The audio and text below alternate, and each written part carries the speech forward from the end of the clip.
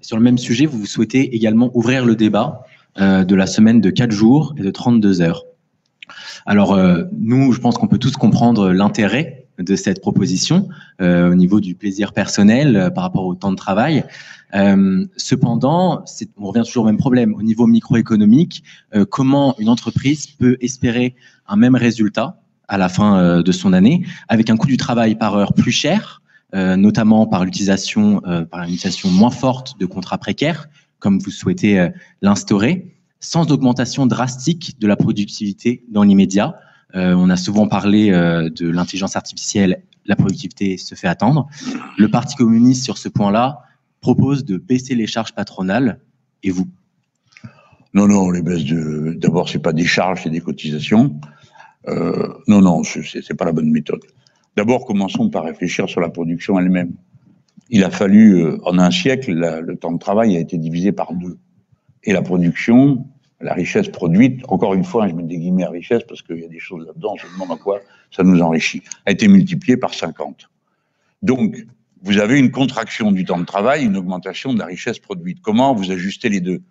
Alors, soit en partageant le temps de travail, c'est-à-dire travailler moins pour travailler tous, soit vous dites, il y en a, ils ne travaillent pas, puis les autres, oui. Mais ceux qui ne travaillent pas, qu'est-ce qu'on en fait? Alors, comme on ne peut pas les jeter à la mer, ni les convaincre d'aller se pendre tout de suite, on est bien obligé de faire avec. Donc, on a la responsabilité de cette masse de personnes. Il faut, elles aussi, qu'elles vivent, qu'elles se logent, qu'elles se nourrissent, etc. Donc, on n'a rien réglé en fabriquant une armée de réserve de 6 millions de personnes qui sont au chômage dans ce pays. Si nous réduisons le temps de travail, c'est la lutte historique du mouvement socialiste, depuis qu'il existe. Socialiste, communiste, anarchiste, enfin bref, toutes les variétés de catastrophes que vous craignez. Eh bien, c'est la lutte historique pour diminuer le temps de travail dans la journée, dans la semaine et dans la vie avec l'âge de la retraite. Donc moi, je suis pour la retraite. Je n'ai pas fini de charger la mule. La retraite à 60 ans, avec 40 annuités, et la réduction du temps de travail, le retour aux 35 heures. Et on ouvre la discussion sur 32 parce que un syndicat ou deux s'en réclament, et puis parce que dans d'autres pays, ça a été tenté, et ceux qui l'ont mis en place disent ça se passe bien pour nous. Et en effet, ils ont compensé par des hausses de productivité ce qu'ils perdaient en temps de production. Bon, je ne sais pas comment ils ont fait, mais vous avez raison de mentionner le fait que de nouveaux progrès techniques le rendraient possible. Je voudrais rappeler que les machines, au point de départ, c'était pour alléger la peine de l'être humain. Peut-être qu'on pourra en revenir à cette vision des choses et se dire que le travail n'est pas le but ultime, la production sans limite et sans fin n'est pas le but ultime des sociétés humaines.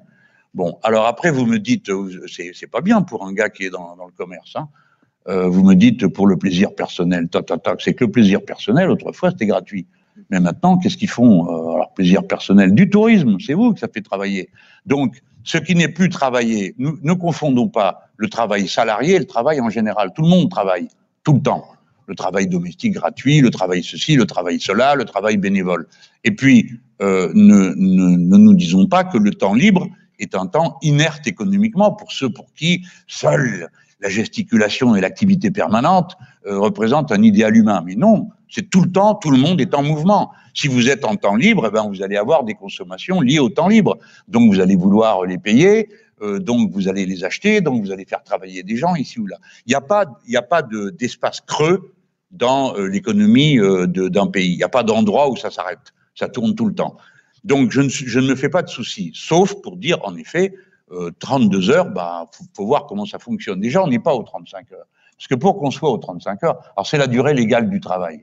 Bon, 35 heures, et ça ne veut rien dire. Ça veut dire, si vous connaissez, le prix de la 36e heure.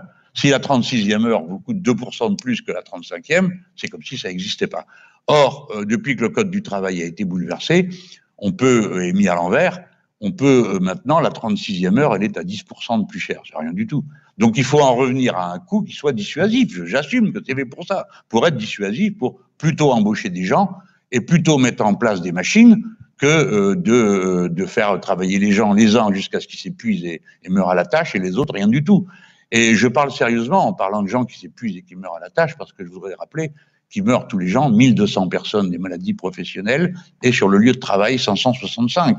Donc, c'est aussi des réalités qui ne figurent jamais dans aucun tableau et qui, à mon avis, ont une grande importance parce qu'ils nous signalent qu'on atteint des limites dans tout un tas de domaines. Donc, là où on a beaucoup recouru à la main-d'œuvre, si possible la moins chère possible, en la faisant venir de l'autre bout du monde, il est temps de mettre des machines.